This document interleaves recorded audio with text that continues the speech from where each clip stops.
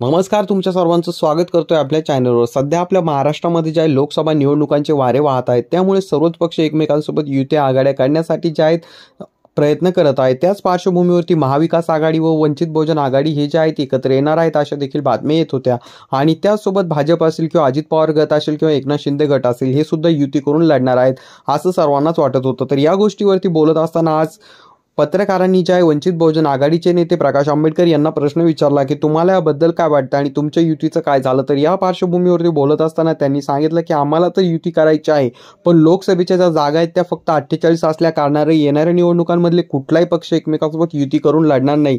त्यामध्ये मग महाविकास आघाडीमधील घटक पक्ष असतील किंवा त्याचसोबत भाजप असेल किंवा भाजपचे जे इतर मित्र पक्ष आहेत जसे की अजित पवार गट असेल किंवा एकनाथ शिंदे गट असेल, हे सर्वजण देखील युती करून लढू शकत नाही अशा प्रकारचा खुलासा जो आहे प्रकाश आंबेडकर यांनी केला आहे। तर तेव्हा पत्रकारांनी त्यांना प्रश्न विचारला की मग तुमची आणि उद्धव ठाकरे यांची युती आहे तर त्यावर तुमचं काय आहे।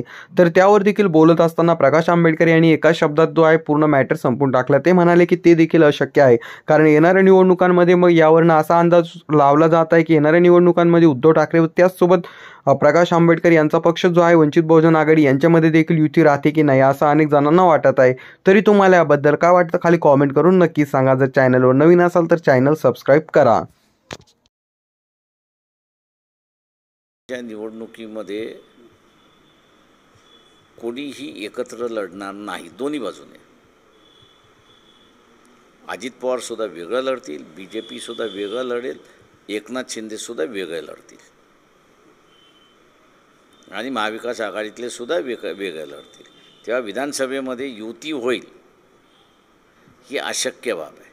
आपली होईल सेनेत शिवसेना सोबत उद्धव ठाकरे। मी तुम्हाला काय म्हणालं, ती अशक्य बाब आहे।